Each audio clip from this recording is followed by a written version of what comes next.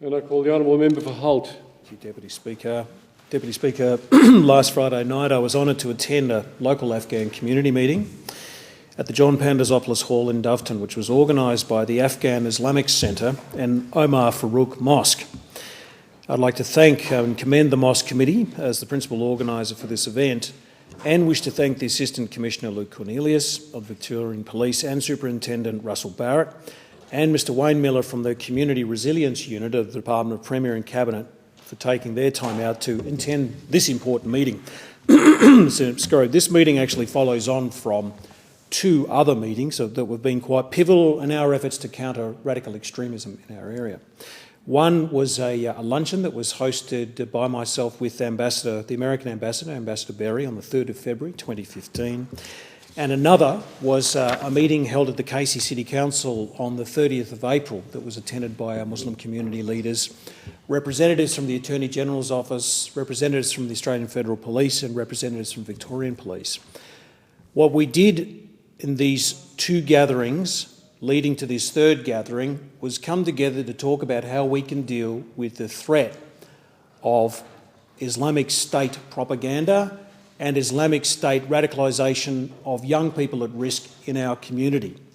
Now, the meeting, that ties into the meeting on Friday night that was attended by over 200 people and many community members, some of whom had been affected by the recent police raids in my area.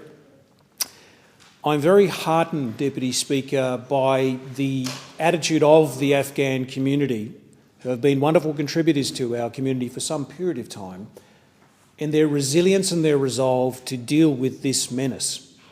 They wish to work with the government, with security agencies, and with us and with me, and partner to ensure that we can deal with this menace, because this menace, particularly down in the southeastern suburbs of Melbourne, is a massive challenge to us. We've seen the incident on the 23rd of September last year, and we've seen the recent Anzac Day arrests.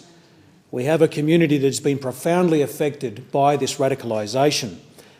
And as I said to you and want to emphasise to this chamber and to any media listening, the community wants to be part of the solution. They are not the problem.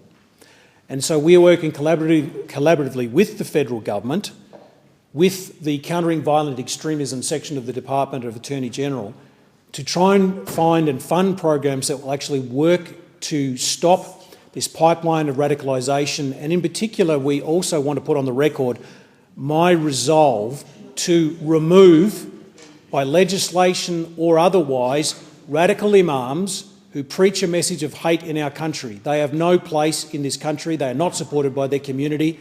We must deal with them and we must remove them from our shores.